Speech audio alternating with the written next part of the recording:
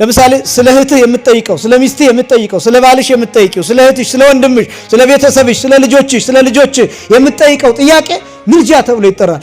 ልጆችን ጠብቅልኝ ስትል እየማለድክ ነው። በነገራችን ላይ አማላጆች ነን እኛ። እየሰማችሁ ይሄ ነው። አሁን ብዙ ሰው ስለ ቅዱሳን ስለ እንደዚህ ሲነገር ብዙ ሰው የሚገርመው ቅዱሳን ይማልዳሉ አይማልዱ የሚል ክርክር ነው። እኛ እንማልዳለን።